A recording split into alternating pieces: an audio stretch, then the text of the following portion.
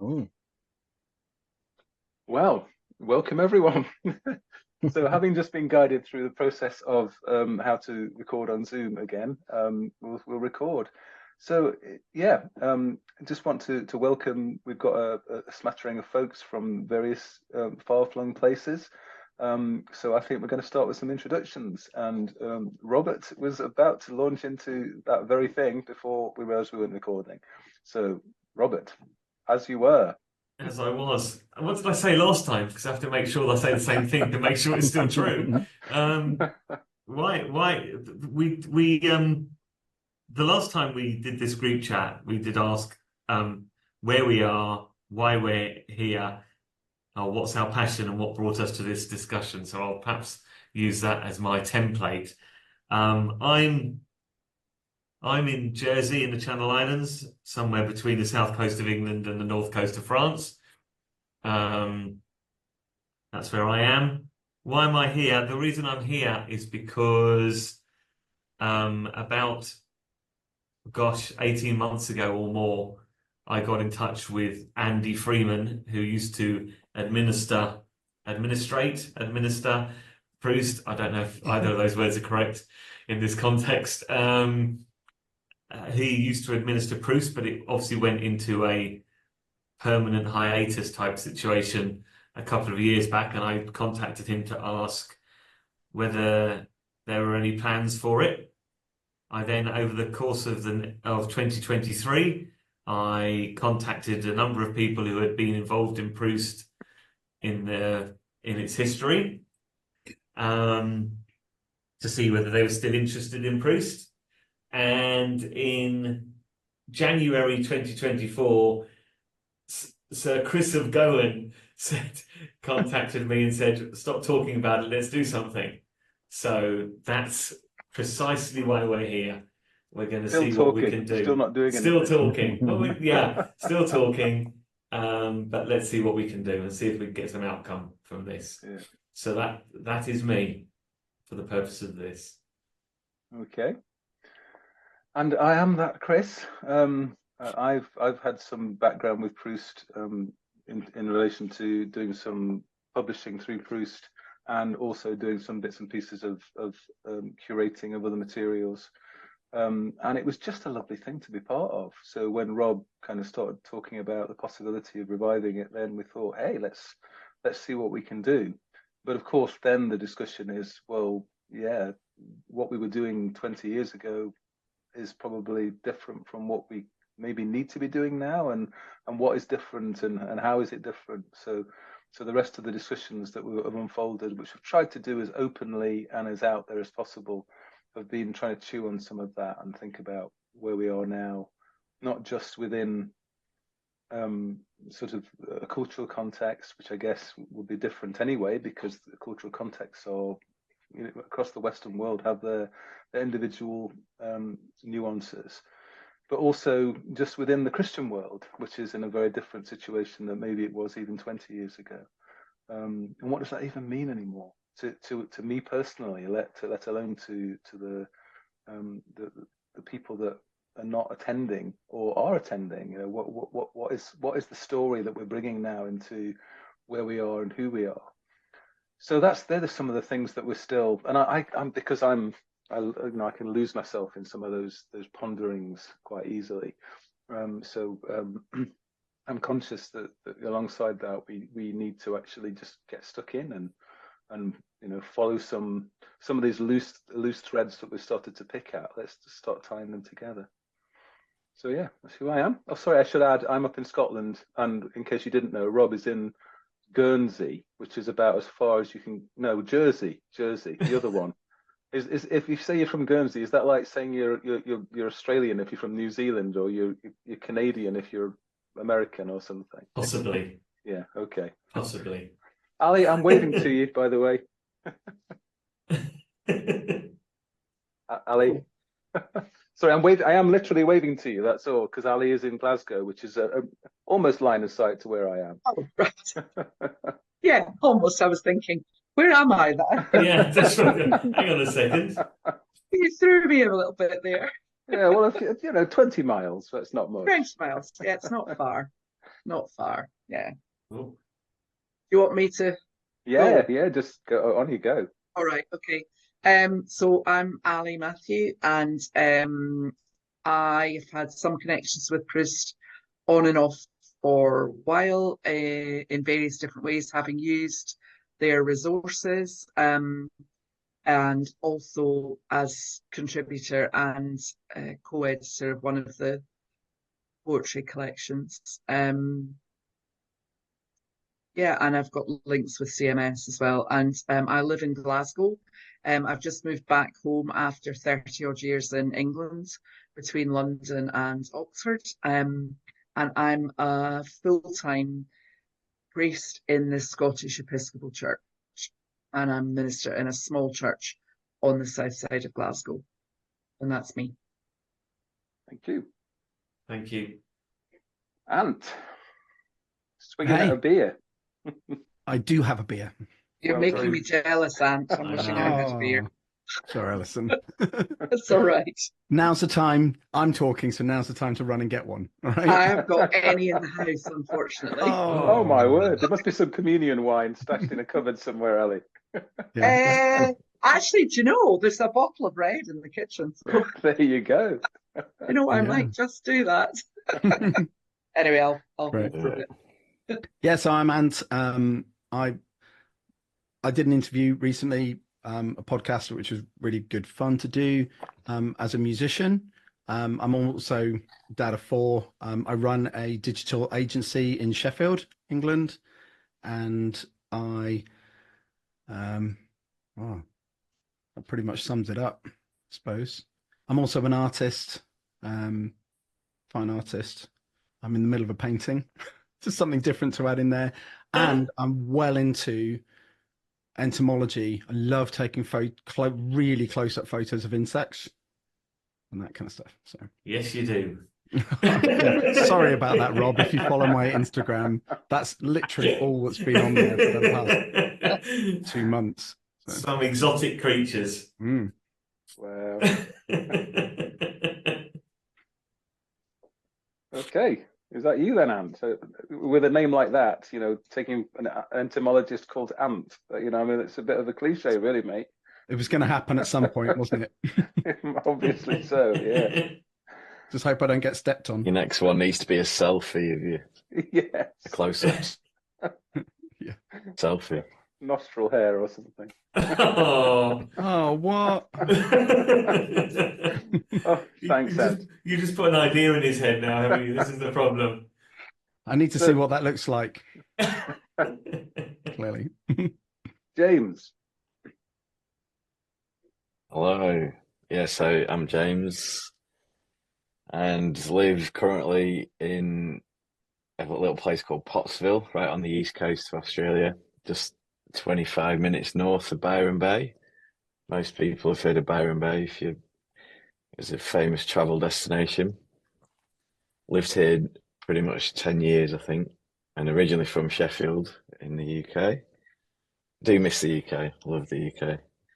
And that's a whole debate in itself around whether you're an immigrant or an expat. I would consider myself an immigrant personally. But yeah, that's where I am. Why I'm here, I've got no connection to Proust whatsoever until the last kind of 3 or 4 months when Ant messaged me. Ant's my best friend, by the way. That's the connection. And yeah, he said, "Oh, I'm going on this podcast." I had heard of Proust previously in the iteration that you mentioned about with Lawrence, and when he released an album way back, because I'm a friend of Lawrence as well, so I got a copy of that album back then. So I was aware of Proust, but had no connection or involvement whatsoever. And then I've listened to pretty much all of the podcasts you guys have put out in the last few months, and almost maybe that's part of the thing that becomes Proust next. That some of the really interesting people and different perspectives that you've had on. I've forgotten the lady's name. Was it Yvonne, the singer? Yvonne. Is Yeah, that Yvonne her name? Lyon. Yvonne, yeah. Yeah, and then Katie Cross as well. That was fascinating. So yeah, so maybe that's a good thing to do, like really broad range of people. And so yeah, I'm interested in that, I suppose. And yeah, I've got no idea what my involvement might be, but yeah, I just really enjoyed listening so far. So Oh, well, thanks thank you for very doing much. Wow. What, James, can I ask you, sorry, what do you do in the daytime? What are you going to do in 2 hours' time? it. Yeah, good question. So at the moment, my day job at the moment is I'm project manager for a sustainable and natural construction company. And I've got a few variants of self. So that's one of them. My other one is I've got a business that I'm trying to sell, and that has caused me some of the hardest years of my life. Oh. And that's I'm in the middle of trying to sell that, and if not, just get rid of it because I've had enough. But that's a natural, non-toxic insulation product from Germany. So I've been importing that for around 6 years. But yeah, day job at the moment, project management. Right, thank you. And you're a drummer? Yes, and also that's another version of myself. I'm a drummer, musician. I'm currently in my little drum studio at the moment. Ah, Yeah, thank you. yeah. Thank you very much. Michaela, you have risen to that point of the queue because Chris dropped down for some reason. But I didn't hear what question. Well, it was just introductions and what brought you here, and what sort of things you do. That's those sort of questions, really. Oh well, sorry I was late joining the meeting, but we have Chris and I do pottery for a living, and we had a pop-up shop today, and I just got in and wolfed some dinner. So, well, pop-up shop for the week actually, but it was my turn today. Yeah, that's what we do. In case it's not obvious, Michaela is my wife, and she's in the next room. So there you go. Chris. Hello. Sorry. Yes, I realised I left the door open, and I've got a 7-year-old just going to bed, so I've had to go. I had to go and shut it. So I'm another Chris. My involvement with Proust was initially as a consumer, but pretty much anything Proust produced was what I was looking for, and I think that's because I found myself on the edge of traditional church communities where I lived. But I then got slightly more involved through the Proust poetry collections, co-editing one of those as Ali did, and I then had my own collection published by Proust as well. In the daytime, I'm a former civil servant. I now work for a trade union with committees of members there, which is essentially just something I do to be able to do something else. Although because I have a 7-year-old, I don't really do that at the moment either. But I have been at various points a playwright. I've had co-wrote a Radio 4 pilot that was never broadcast, and I've made podcasts for 10 years. I know we never even recorded it in the end, but yeah, I've made a podcast for 10 years with 3 friends about Doctor Who, writing scripts and silly songs about what was being broadcast at the time. And I'm still a poet, just not particularly active one at the moment. And I always should say where I am. I'm on the edge of London and Kent at the moment, though hopefully in about 3 or 4 weeks' time, I will be in Shaftesbury and Dorset. Lovely. Wow. Well, all the best with the gathering and the moving. Are you still doing the podcast then, Chris? Oh, that's a more difficult question than you know. Okay. Yeah, yes, but no. Okay, I think fair enough. we are, I think, in name, but we recorded some a few months ago. But all of us find it difficult to find the time to sit and edit, sketches and then like produce the audio landscape for it and stuff. The soundscapes. It's just too much to do in the quick time window we give ourselves. So we sort of haven't released anything for a while. Right. Okay. It's always occurred to me that the digital creation thing is a time hole in which you can just lose weeks of your life very quickly. Yeah. I'm in awe of people who've got the patience for video editing or for sound mixing, and because I just can't be asked. It just takes forever, and then you add in another forever after that, doesn't it? I find I find that kind of thing really hard by yourself as well. It takes a really long time by yourself. So it's a strange experience. Which is an interesting thought when we're talking about, potentially putting together a platform whereby we'll be gathering digital resources and having to find a way of showcasing that and putting it in a package that is, it can be found and can be encountered and consumed. But anyway, I suppose I'm getting ahead of myself there. Rob, is it worth starting with just like a little bit of a run through of just connecting us with our first chat?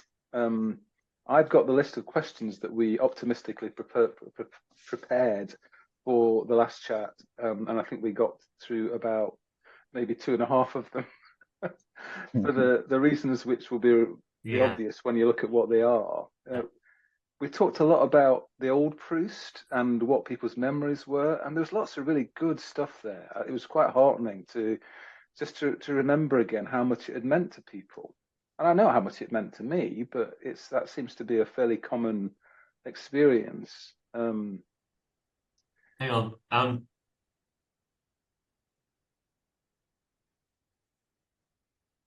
It's going to be a hole in the sound now. So somebody was about to speak and then nobody did.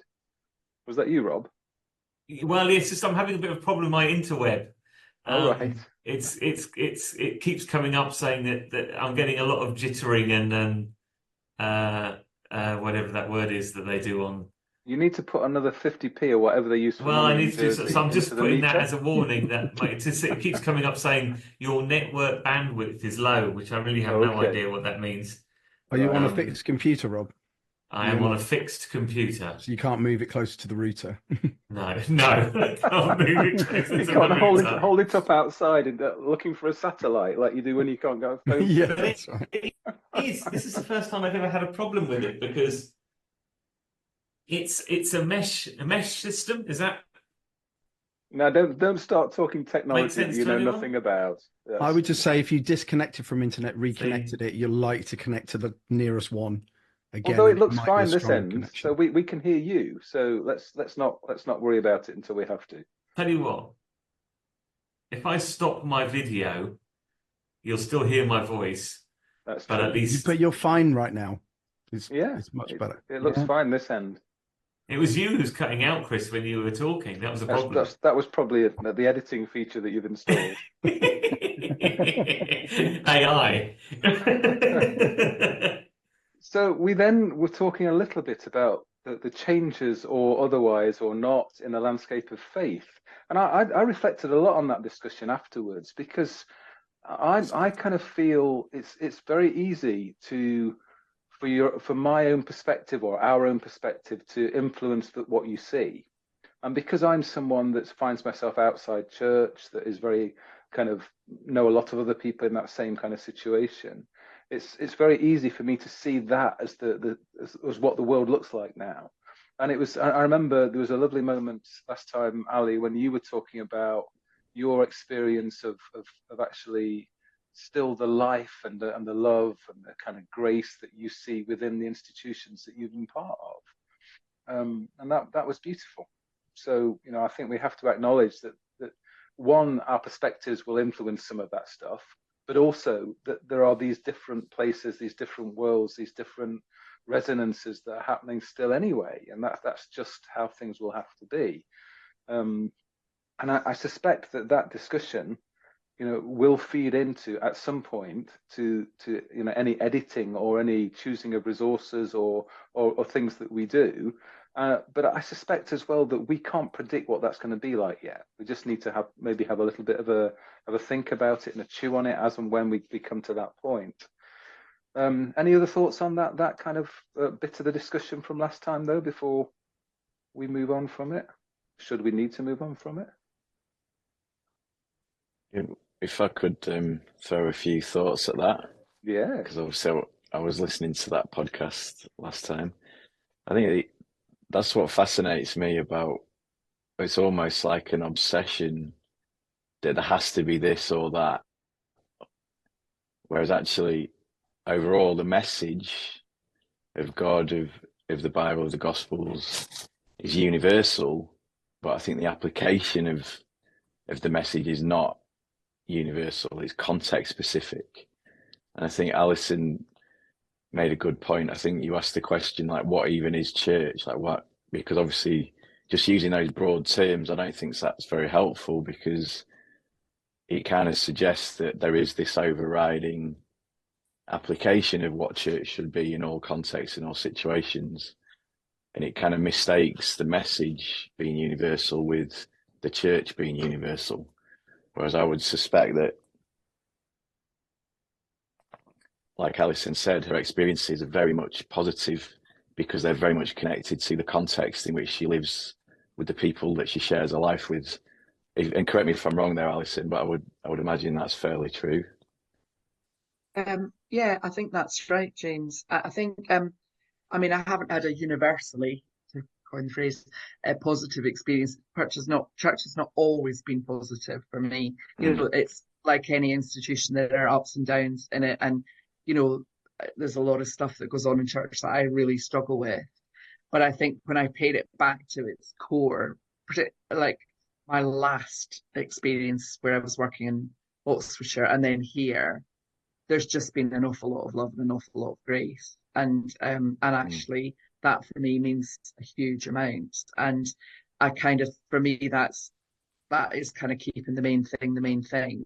And some of the extraneous stuff that happens, I just kind of have to go, you know, and just kind of live with it, really, because it's never. I've kind of realised that it's never ever going to be that perfect institution. That's never going to be, because that's not the reality of how we live as human beings. But yeah, there's enough love and grace there that keeps me there. Yeah, so far. Yeah, and I think that's what seems obvious to me. And I know, because like me and Ant talk about this kind of stuff quite a lot, and so I'm aware that sometimes I might sound like I'm a little bit ethereal or whatnot, but I'm certainly on more of the mystic bent of things. But it seems obvious to me that that is absolutely valid. Of course it is, and that all of it is valid. It doesn't matter whether it's big, small, you know, Anglican, Baptist, all the iterations of church that people use as I suppose expressions. It doesn't really matter, as long as nobody makes out that one is more important than the other, or that the message of Christ or Jesus must be applied in this way in every context, because it just simply can't. And that's the great freedom of it for me. That's what I'm fascinated with. That's the great beauty of it, that it just transcends all of that. And I think everybody, and I think you said it, Chris, actually, where you said our perspectives influence what we look at or how we perceive things.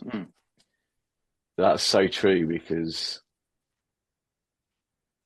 it's almost like that perception that we have based on our experience and our church history is immediately projected into whatever new thing we're experiencing or what we want to look towards or change to. And it actually can stop us doing that, because it's too easy to default back to the easy, default back to what we're familiar with. And I think, you know, just allowing a bit of grace on ourselves sometimes to go, actually, do you know what? That's totally valid, and I can thank it for what it was, what it meant to me. But it's now, I've changed, that's changed, and just moving forwards and continuing positive relationships, I suppose.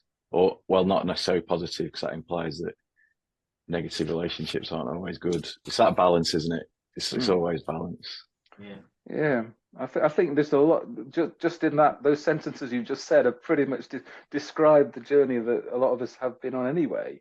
You know, it's the spiral dynamics idea of including and transcending, isn't it? That we take the best of what we've experienced and allow it to still be a part of what emerges that won't necessarily be the same. That's not necessarily, I mean, it's easy to say that. It's not actually often easy to do that. And I think one of the strengths of the old Proust is that it was very willing to accept difference, or was kind of a free, open space, which was well, certainly those of us that were involved in it perceived it as that. I'm not sure that was necessarily true to people that were on the outside of that clique, which is, you know, but generally speaking, I think we can be proud in the way that people were encouraged to pursue things that were a bit of left of centre sometimes, and that people were encouraged and included in ways that perhaps they wouldn't have been in other parts of the church. Is that Chris, you're nodding? Is that your experience too? Or? Yeah, I mean, so the thing that's coming to my mind is a conversation we may have had it as a group of editors on the Proust poetry collections, where I think you said that what we wanted this to be was Christian with a small c, to make sure it isn't kind of doesn't allow itself to get kind of pigeonholed into one narrow category. And I think that the phrase that's kind of circling around my head now is that we're looking at something that caters to church with a small c, because that can mean whatever someone looking at it wants it to be, or understands it to be to them. And I mean that feels entirely in the same ethos as Proust came across to me in the first place. Yeah. Yeah. Michaela, any thoughts?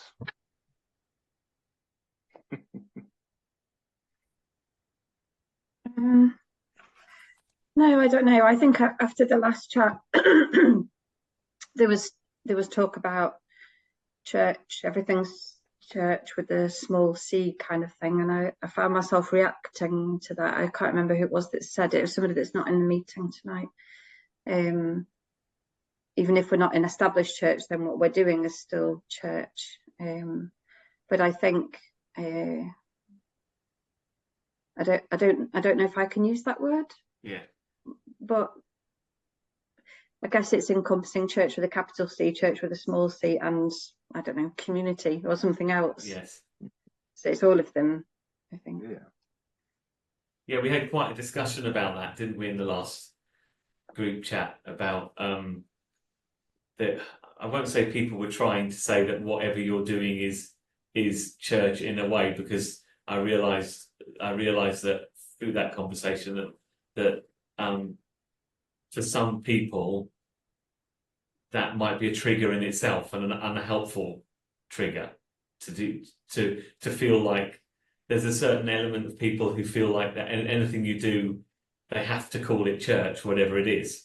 I think me and Chris must have had this conversation. You know, whatever you're doing, it's your way of doing church. It might be, and you go, well, actually, I don't recognise it like that. That's not why I do it. It's not what I call it. Please don't give it a name to make you feel comfortable with what I'm doing. Yeah, and I suppose a lot of that comes from people's positive experiences of church, doesn't it? Which is a lovely thing. Yeah. You know, but if you've not got those experiences, then it's a harder thing, if you know what I mean. And I did feel a bit unsettled by it. It's almost like we've got to define what Proust is without defining what it is. We did say that, didn't we?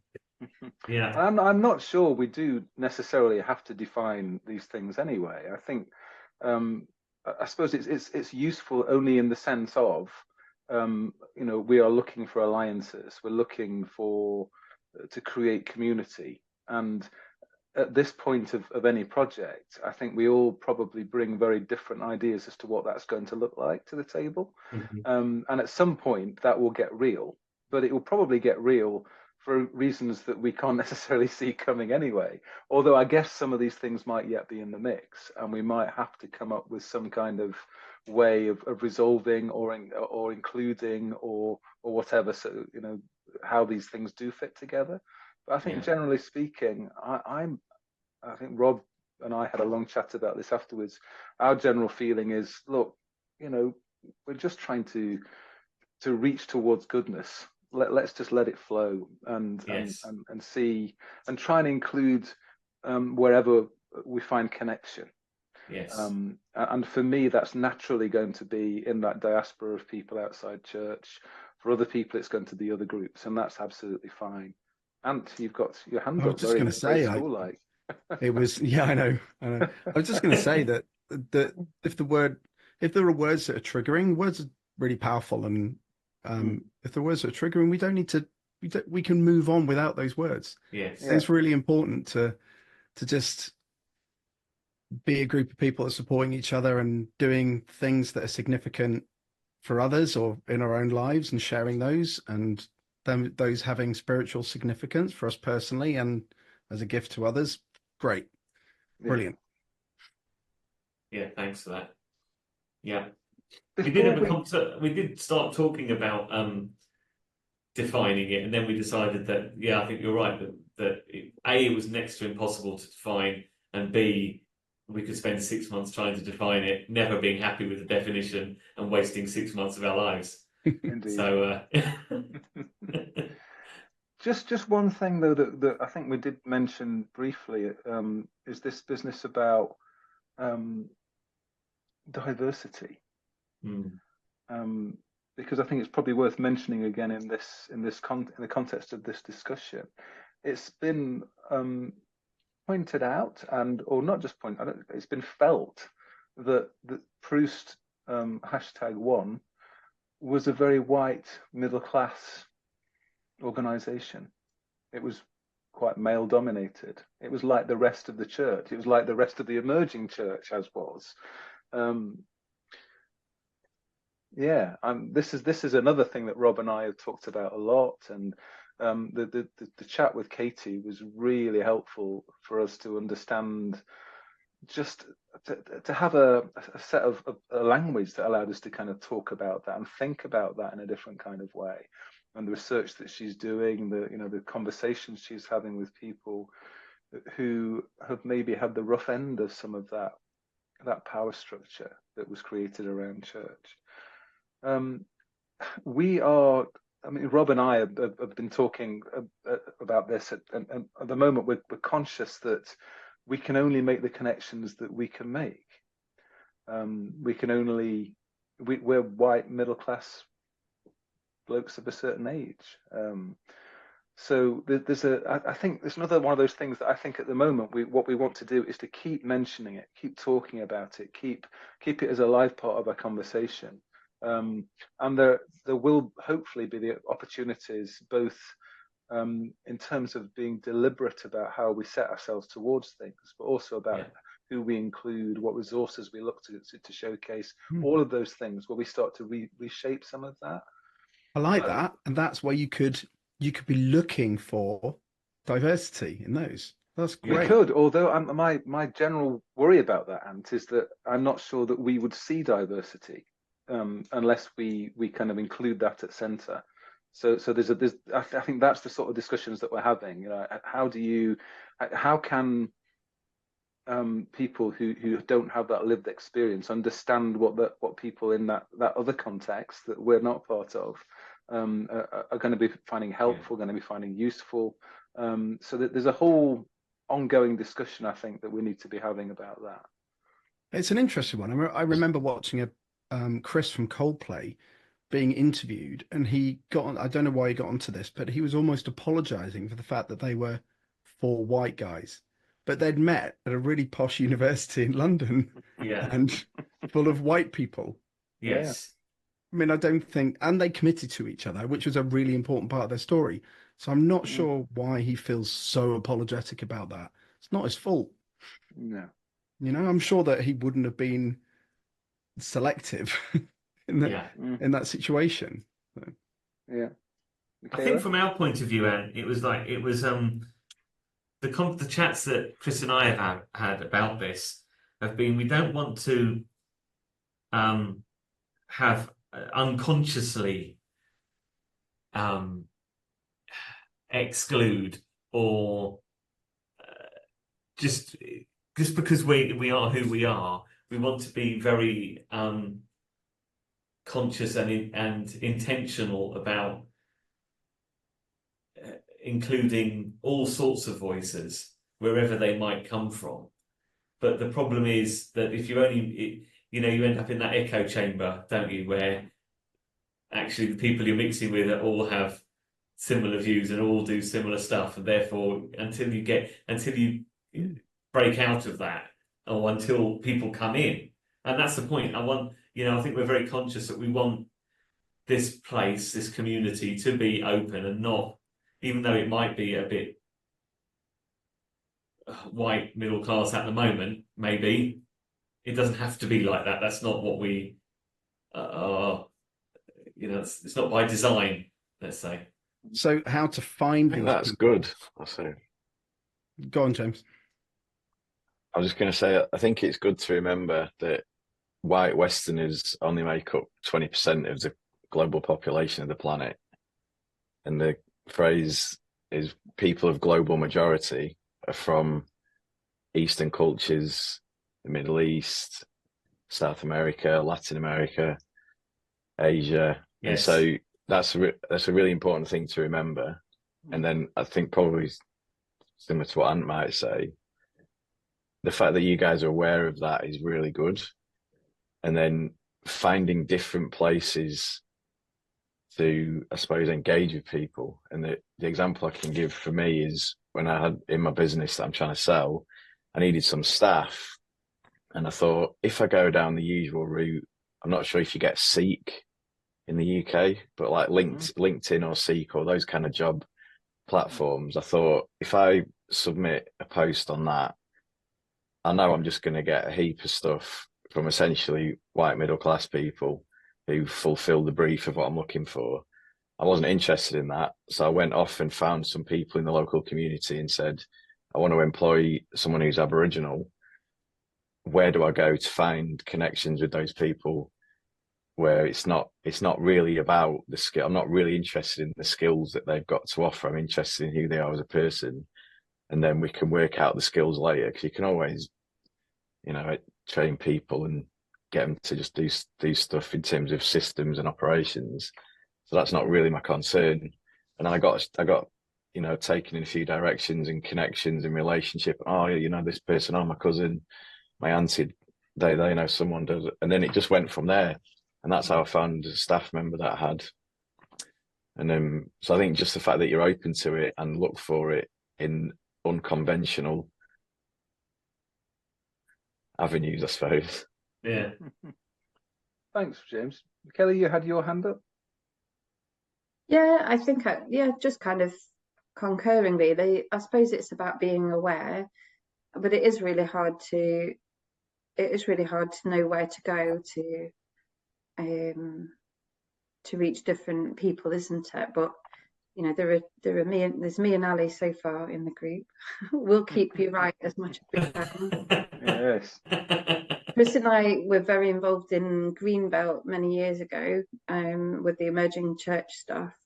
We were asked to do a talk on emerging church in rural settings, and none of the women in the group wanted to stand up and talk in front of 200 people. So it was 3 guys that did it, and we opened it up to questions. It didn't go well. The first question, the very first question, because I dutifully went around collecting pieces of paper off the audience with the questions on. First one out the hat: where are all the women? Are they at home making shortbread?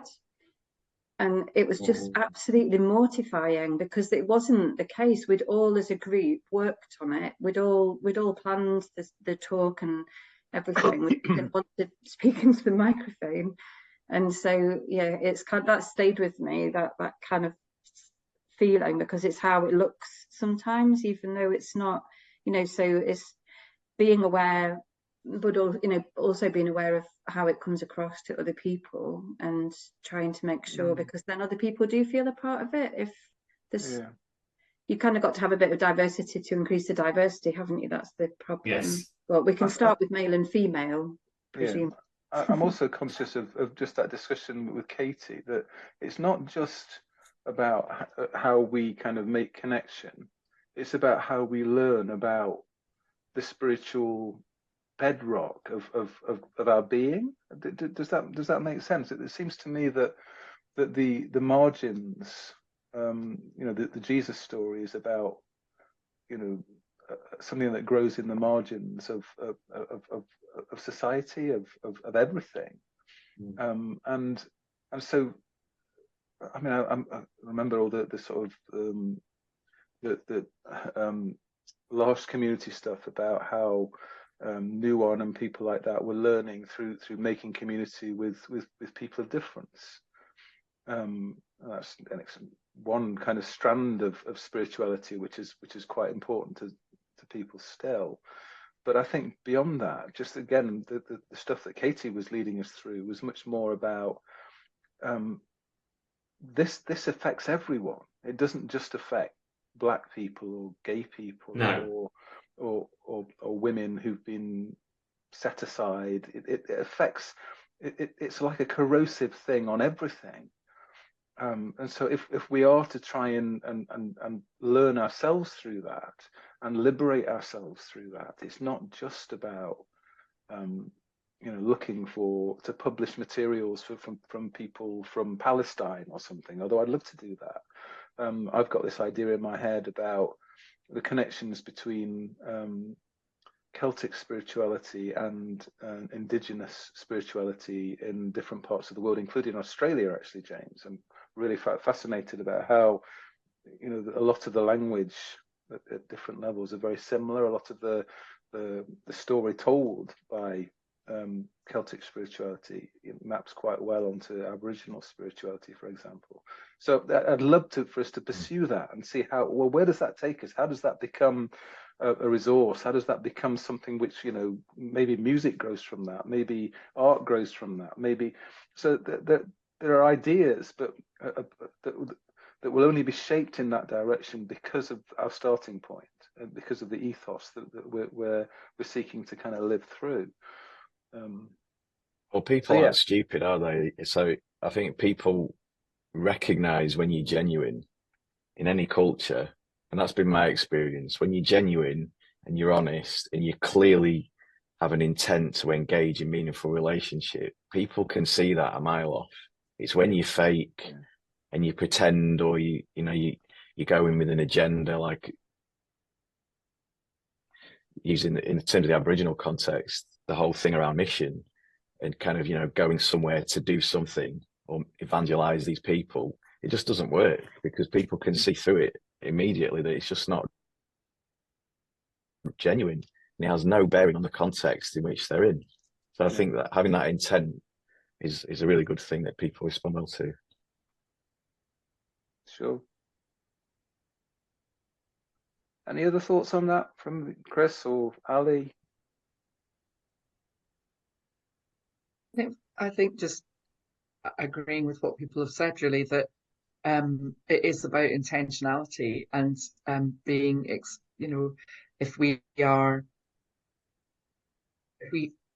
there's something about just remaining conscious that, that we don't want to slip into an unconscious bias kind of situation. We want to be conscious of it. Yeah. Well, and I think it's a journey. Sorry. No, you go. Carry on. No, I was just saying, I think it's a journey, and we just have to constantly check in with ourselves and make sure that we're exploring in the right directions and trying to be open to people. Because we are, James is right, we are a minority world, really. We are the global minority. Yeah. Sorry, Rob. The only thing I was going to add is that we sort of are where we are, and we are the group we are, and we can't change that bit, but we can change the direction we go in once we find the path to go there. And I think it's more important to set off and look for that path actively than it is to sit and wonder where it is. Yeah. That's helpful. Yeah. Yeah. Well, it's that Mark Twain quote, isn't it? About getting out of the safety of the harbour, catching the trade winds, and then just going wherever the wind's wild goose. Yeah. Yeah. Mm. Peregrinatio and all that. Yes. Mm. Okay, so where we're up to? What time is it? That's 8:20. So how are we doing for time? Because there's another batch of things to talk to. Do you want anyone to take a break for anything at this point, and we grab a cup of tea? Well, I've got 18 hours, so I'm all good. You obviously exist without sleep, so you're still on UK time, but has been living in Australia for 10 years. Yeah. My word, James. Yeah. Yeah. I My probably have apologies, to go. Ali. I might just go and get another beer. Okie dokie. Go You for might it. have to I go might go and get a glass of wine. Good. Okay. Well, I Yeah, will. go on, do it. I will stop recording then, and we'll go and do what we need to do, and we will reconvene shortly. I probably have to go at some point soon. Okay. Yes. Okay, I Chris. don't know that I can last that much longer, but I'll give it a go. Well, thank well done. you. Well, just Thank you. It's well, nice to meet you, Chris. Chris, just before you dodge off, then just let me give you a little bit of a pen picture of what you might miss. I mean, obviously you may listen to it again, you may not, but just we were going to talk a little bit about where we were up to generally in terms of the thinking of the structure of where we think we're heading. Obviously, all of these things are open to discussion, and that's probably obviously the core of that will be built around some kind of website platform where we can gather resources. But to have another strand to that, which is what we're loosely calling Proust Live. So we're conscious that a lot of the materials that were gathered under the old Proust days were through Greenbelt, through alternative worship platforms, through all that sort of thing that was going on elsewhere. Things that aren't happening anymore in that same kind of way. And that's not to say that none of that happens, but it doesn't happen through Greenbelt in that gathered way as it used to. So what we're thinking, or the general feeling is that some of what we might be looking to do is to create events, one-off events that gather around. So that's one strand of that. We have a website address, we have a hosting platform, so we've got those things. We now need to build the apparatus around that, which obviously is huge amounts of work. We have no money, so there's that kind of stuff that's what we're grappling with really. We are also looking at probably to put together in the near future something that we're going to be calling a steering group, because we're conscious that. And that probably relates back to that diversity question. How can we have a group of people that hold us to account, that say, look, hang on, you said that you're trying to do these things, and actually you're not doing any of that, or whatever.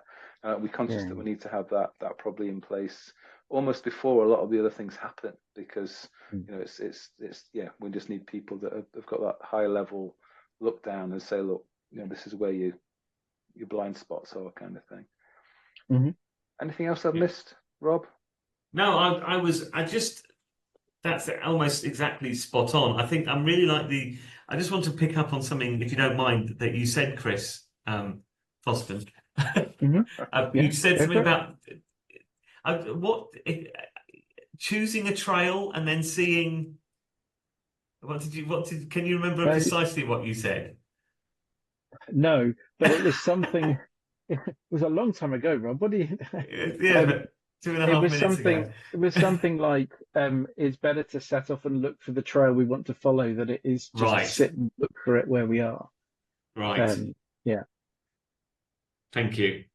Because would you say, Chris, as well, that links into allowing yourself to change your mind once you're on that journey as well?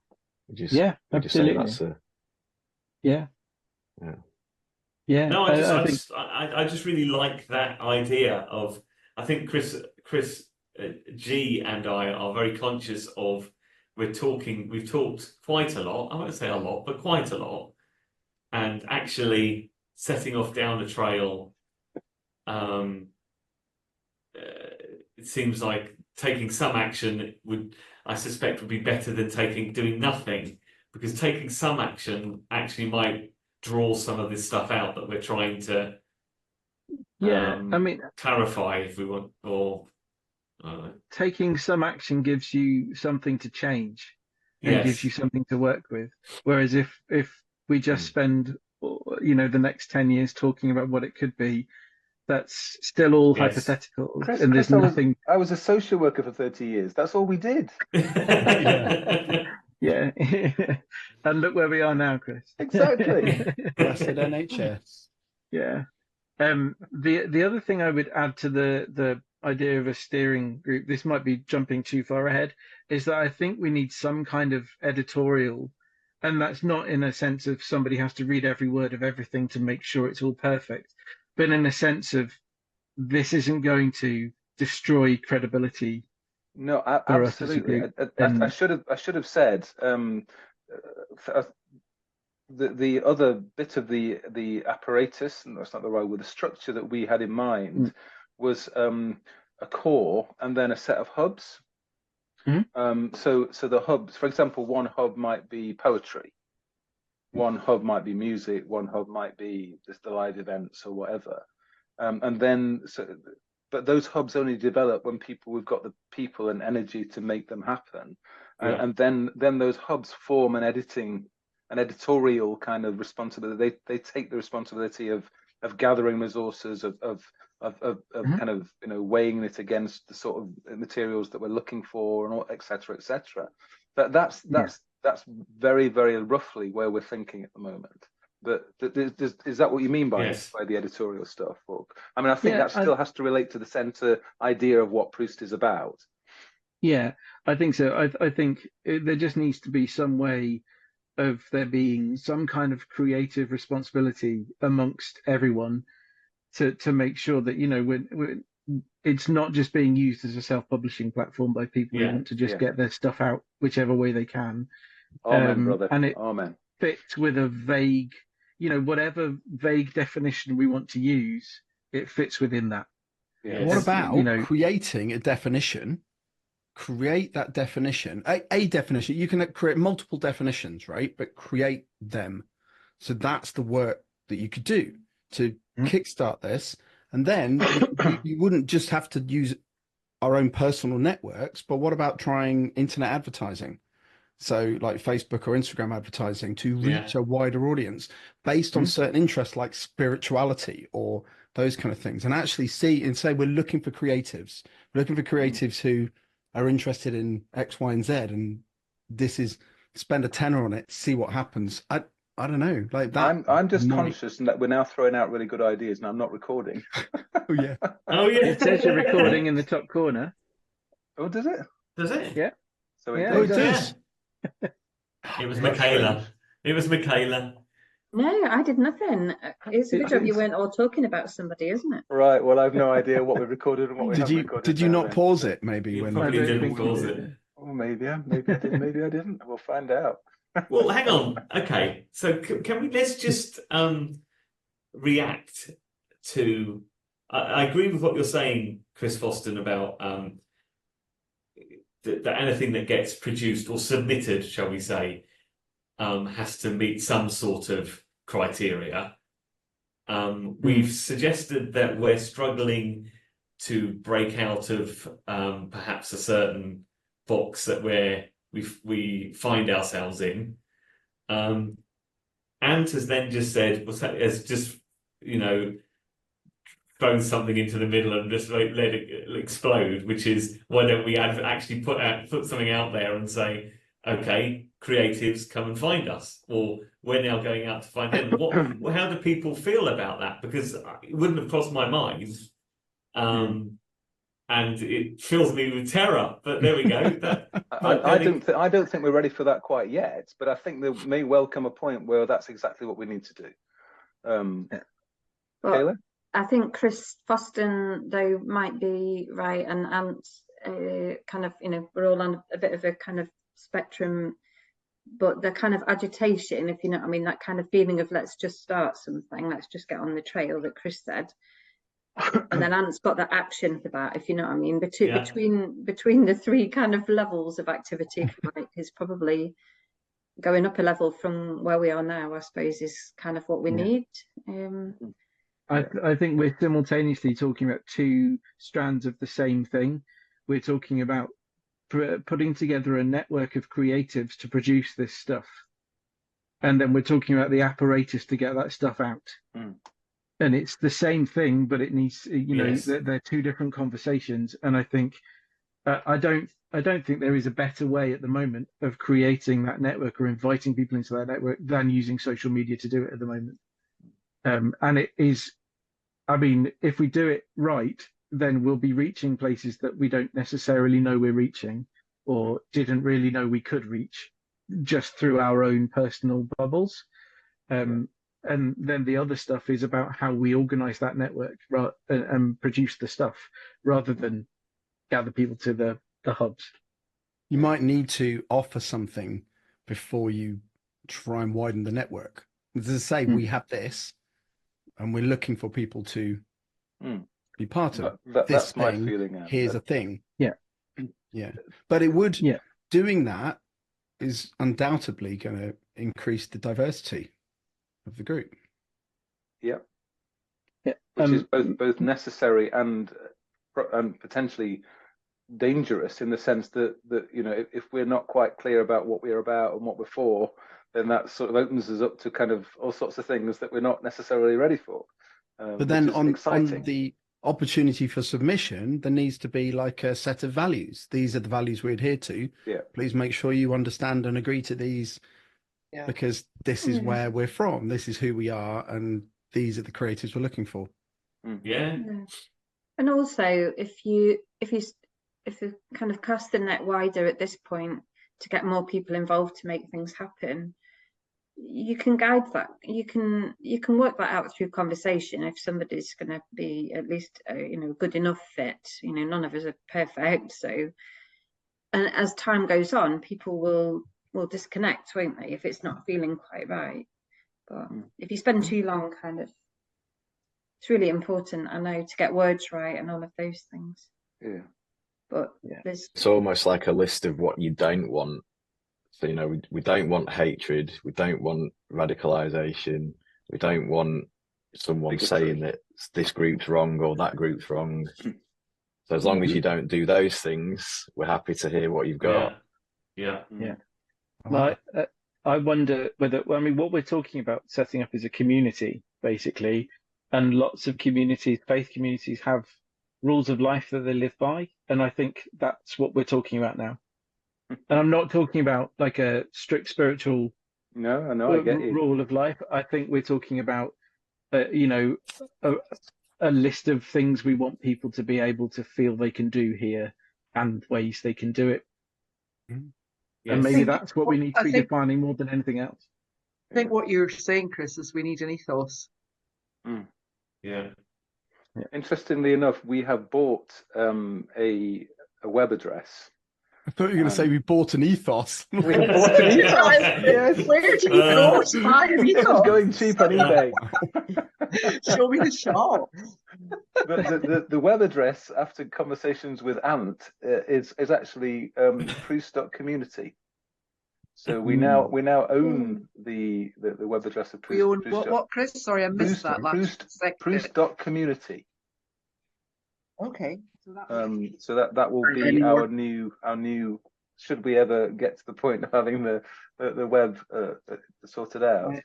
We also have a hosting package. Oh, I can see it. It's on WordPress, and there you are. Well, you can see it. We've done nothing with it yet at all. It's just there. So yeah, I feel proud right now of you guys. Well done, Ant. Well done. Thanks, you have what's it called when you make it happen, when you think it into being tangible. No, you've made it. You've magicked it into a thing. I'm afraid I don't know what a hosting package is, but we'll learn. Yeah, I mean, just I suppose this would be a really good point in my mind, anyway. Just to talk a little bit about what we need. Yes, I agree. Because we have, so far what we've done with nothing. the bits and pieces of money we've spent just because you have to do, you have to buy a little bit of something. But really, if we are talking about an architecture which is a web platform which allows us to gather resources and make connections and all the rest of it, then there's a set of resources that are needed to be around that in terms of time, if nothing else, and in terms of ideally some money which would allow us to kind of buy some professional services. Secondly, there is the hubs that we've briefly mentioned. So if we're talking about gathering, a sub-community of musicians together, or a sub-community of writers together, or a sub-community of liturgists together, or whatever, then we need those people to be connecting and coalescing and allowing that to happen. There's the issue. There's the whole idea of what we are, what we constitute ourselves as. Again, Rob and I have begun some discussions about that, and there's another friend of ours who's got some knowledge of that. But again, if other people say, look, I know all about all this stuff of what a cooperative is, how that's different from a company limited by a guarantee, how that's different from, a charity, then those things are significant, because, for example, you can apply for grants if you're a charity, or a certain kind of organization. You can't if you're not. So that those things do become really important if we're seeking to showcase other ideas. So, and then finally is the issue of money. We need to think about, we do have a Patreon account which we haven't plugged into anything yet, but we will do that at some point. But yeah, so they're the sorts of things that we know we need help with. Michaela? Yeah, I guess kind of going back a step about making things happen, the Patreon, maybe that needs to be further up the list, because that might be a way of bringing in some money for the next step. Yeah, I have to say, Michaela, I'm on the same wavelength as you there, because literally when I went to get my glass of wine, I was thinking what we need is Patreon. So I think I would be wanting to, particularly you've got podcasts going out right now. And actually, there's, loads of podcasts that you listen to. They, at the end of it, they say, you want to support us, Patreon, sign up here, So maybe that does need to be. I've got no idea how that works, but we have got an account in the sense that we've set up an account in the name of Proust. The reason it's not, I haven't plugged it in quite yet, is that Rob and I had a conversation a week or so ago where we're talking about, because obviously that money comes into a bank account. We can't set up a bank account as Proust, so because we're not an organization that's constituted in any kind of way. So at the moment that will have to come into someone's personal bank account. So we just wanted to be open about how we did that, and let everybody know that at the moment that's probably our only option, is that will come into our Rob's account, and if he has any sudden suspicious foreign holidays, we'll know what's going on. We obviously decided to put it into Jersey because it's really safe and isn't a tax haven at all. Lovely. If next time you log in, you've got palm trees behind you, we'll know. We'll know. Yeah. Do we? If we were looking at, I don't know what the options, the differences are between all the various different kind of titles for different groups, but a charity, I don't know what it takes to become one. Whether we do have a person that knows about this stuff. All of these things take huge amounts of work. Everything that you do is huge amounts of work, lots of paperwork, lots of registration documents. Even opening a bank account is huge amounts of work now. You need trustees for a charity. Yeah. Well, that's also true. Yeah. There's also, for a charity, you have to have audited accounts and all sorts of things. Yeah, so there are a number of different options as to which organisation we would go towards, but really we need to talk to an expert about that, and we do have access to people that know this stuff. So we will be. I guess what we need to do is probably have a bit of a discussion, maybe even a podcast where we talk about this thing in a little bit more detail. That'll be riveting, won't it? But moving it forward, just seeing where it could go with people is worth looking at before doing that. Just an example of that. I'm currently toying with creating a Kickstarter game, like a card game, like a board game type thing, just as a different project, something for fun that found a really good artist to work with, and I'd love to do that with her.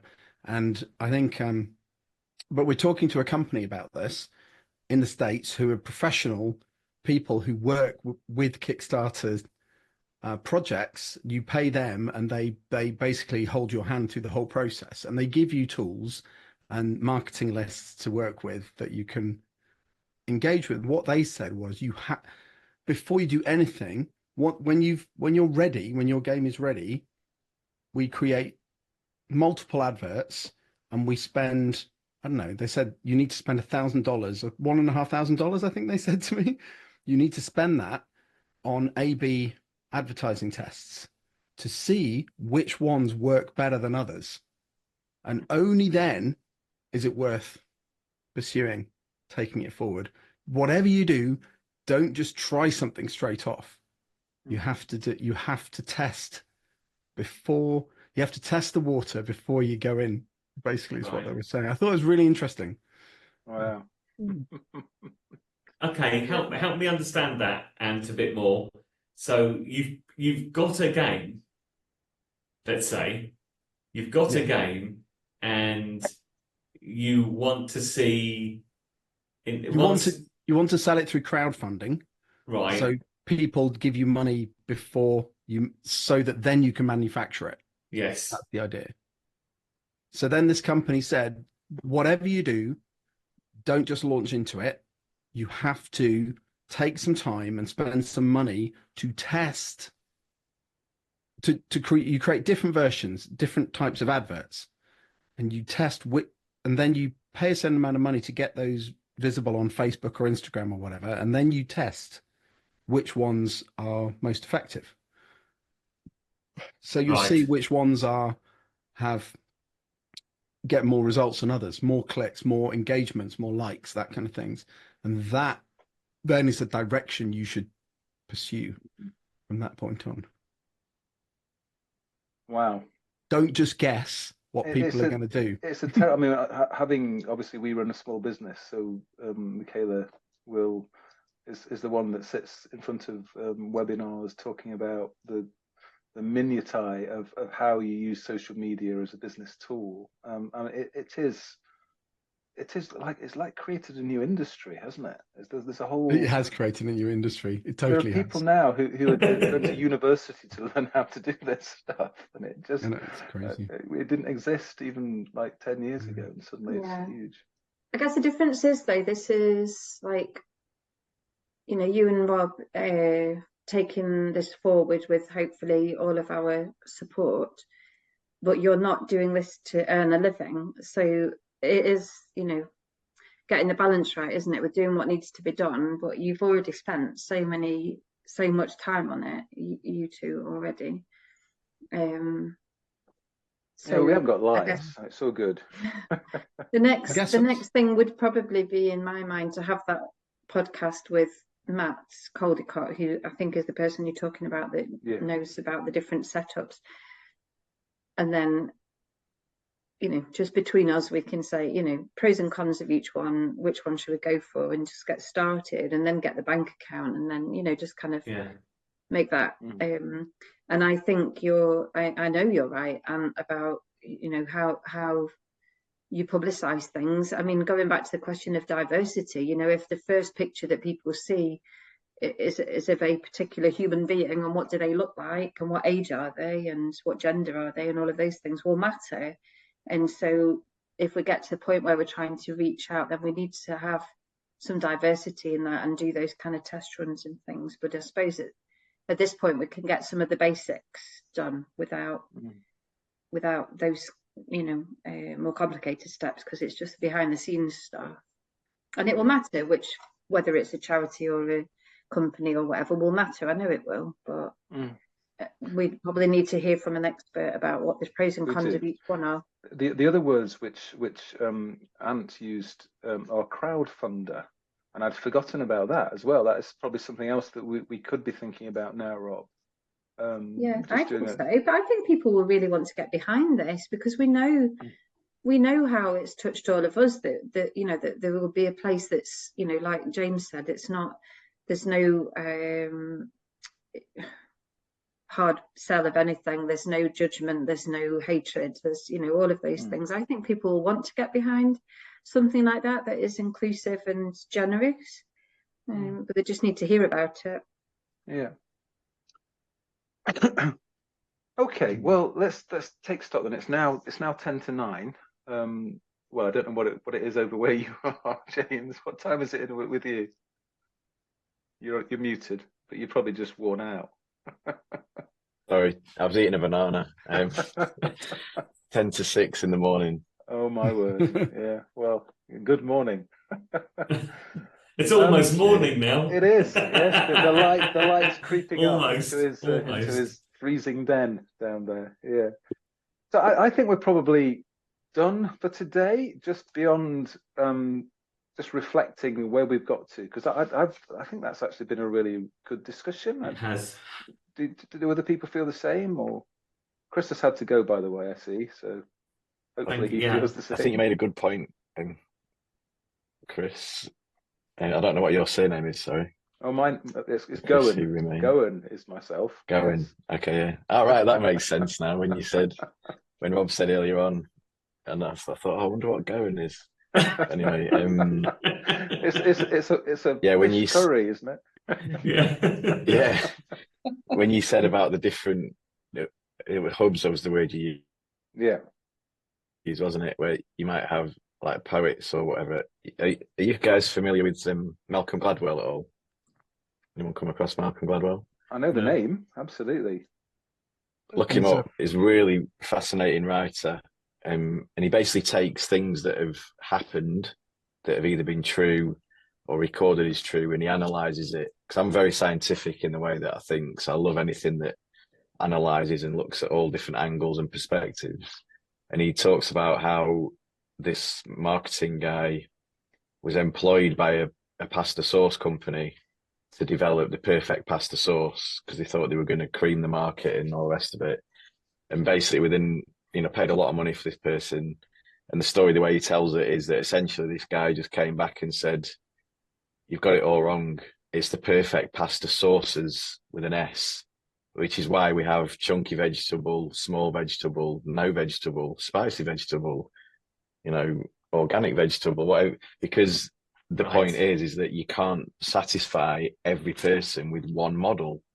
And that's the issue that the church is fallen into, that it thinks that the message of Jesus is acceptable for all people. Well, it is, in that it's universal, but the context means that I don't think it's healthy language to say things like people on the outside of church, because that immediately paints this picture that there's this or there's that, there's this right or there's this wrong. It's not. They're churches. And so what you've alluded to there is these little groups of having photographers, painters, poets. They don't have to be all intermingled. And obviously there will be some intermingling and crossovers and interconnectedness. Of course there will. But that's probably quite a good starting point, that all these individual groups and their passions are served to what they already, believe and hold dear, not trying to make it that they have to be part of a broader thing or whatever. So having a specialized angle for each section might be a good starting point.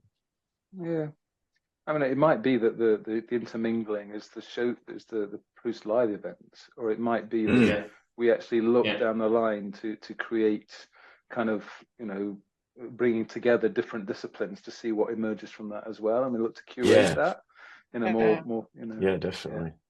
Yes, you could fill my lifetime's ambition of becoming a vlogger.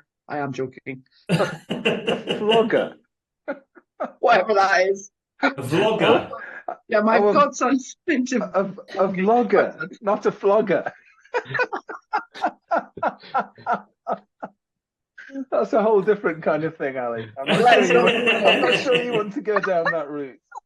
No. Well, on that note, I think Yeah, that we have to on a finish and positive go and do note. some flogging. Thanks very much, everyone. Yes. I will Okay. stop been great. recording, and Chris, who knows? Michaela, quickly, can I ask you before? Oh, he's gone. No, I Michaela, haven't. I'm still here. you haven't. What time's Friday?